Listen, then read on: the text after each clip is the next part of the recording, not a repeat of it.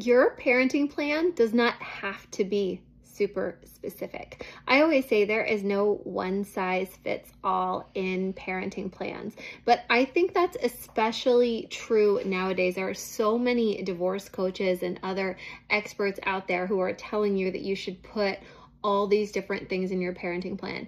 And if there are particular pain points for you in navigating relationships with your ex or your soon to be ex, then maybe that's true, but also maybe it's not. Maybe having more details in just kind of creates more opportunity for these gotcha moments, for something to go wrong, especially if you have something like a first right of refusal, where say he doesn't let you know, or maybe you don't let him know that the time has expired and you've left the kids in someone else's care, because dealing with each other is just exhausting and never ending. And if you have a 2-hour right of first refusal, you can hardly go to the grocery store without triggering these back and forths with your other parent.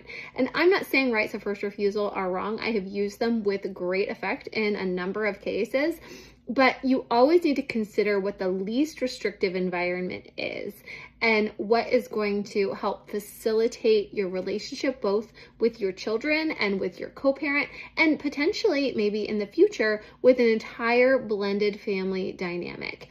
And I know you don't have a crystal ball. I know you can't imagine how that's all going to look today. And I don't really expect you to. In a lot of cases, these things are modified, every couple of years as things change. But keep in mind that it's not necessarily the most detailed parenting plan that wins the day. Sometimes the best parenting plans are the ones that just minimize the back and forth. You maybe don't do holidays. Maybe you just, wherever it falls, it falls. Whoever has that holiday has that holiday. You don't have to divvy up Mother's Day and Father's Day. If you're week on, week off or something, then you can just take vacation during your week on. You don't have to have this whole elaborate vacation approval process. You can do whatever you want. And in a lot of cases, less is more. In some cases, more is more, but less is more is a very valid way to handle a parenting plan. And don't let any of those so-called experts tell you that you have to put all of the details in order for it to work for you and in your family. You know best. And maybe it's an evolving process. Maybe what you think is going to be good today is not what you're going to want later on down the line if and when you modify your parenting plan.